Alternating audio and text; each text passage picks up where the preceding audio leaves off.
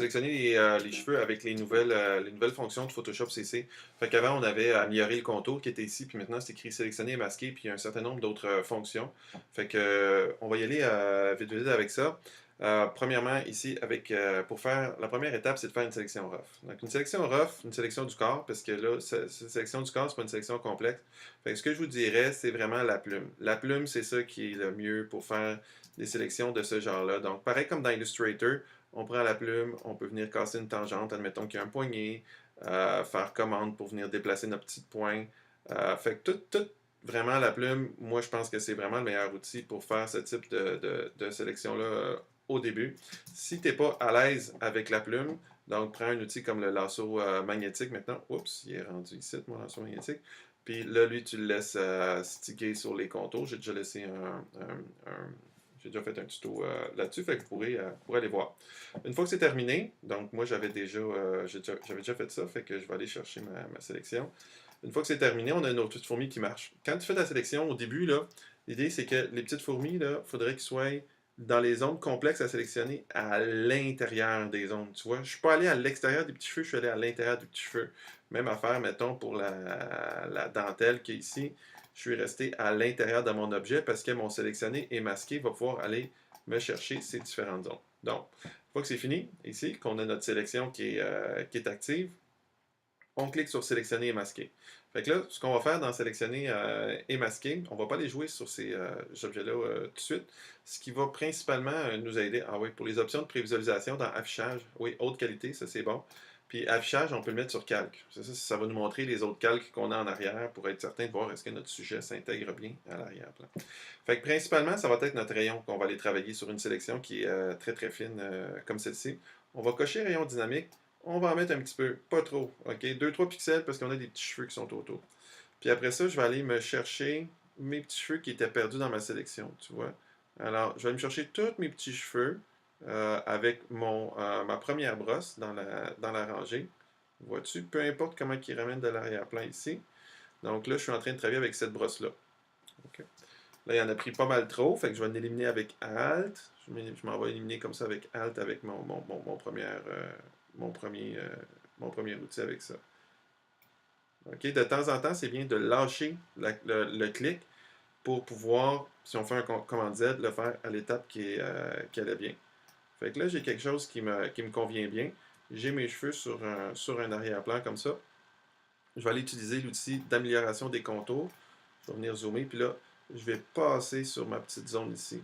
Alors là, il va vraiment aller comprendre qu'est-ce que je veux faire, parce que justement, il va analyser la zone. Donc, je clique, reclique. Il va analyser la zone à supprimer, puis il va la supprimer autour des cheveux. Voilà, c'est à peu près aussi simple que ça.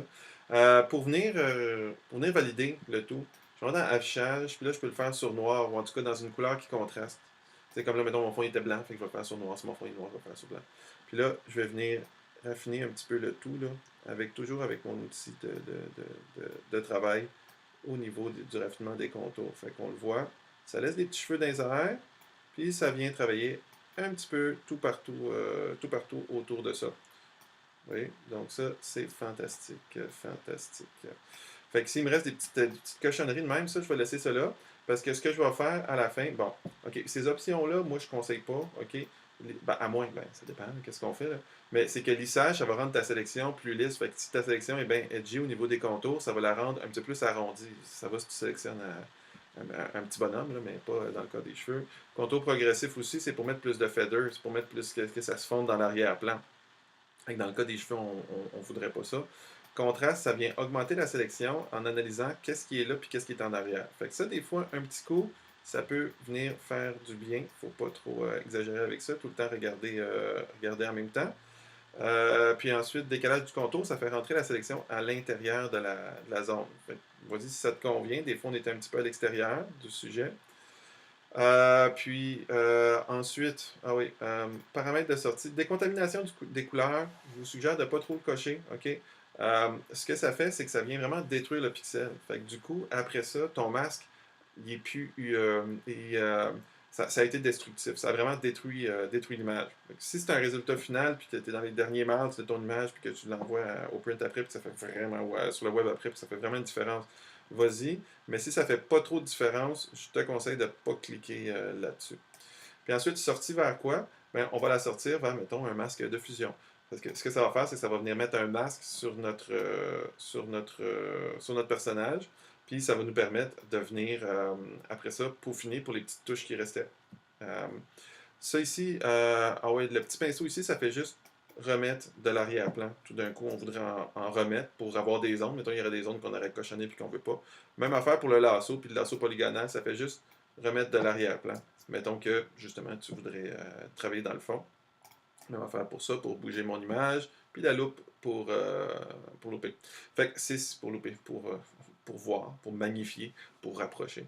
Fait que t'as fini, tu payes sur OK, et voici, tu reviens dans ton image, puis là, tu as ton masque qui est à côté. Fait que du coup, avec une brosse sur ton masque, un pinceau standard avec du blanc, du noir, tu peux venir rajouter de l'arrière-plan ou enlever de l'arrière-plan en passant du blanc au noir pour venir peaufiner ta petite sélection, venir rajouter des zones, enlever des zones pour venir peaufiner, donc ça avec une brosse peut-être un petit peu plus nette ici, là, pour venir peaufiner ton travail. Une fois que c'est terminé, tu peux revenir sur le masque.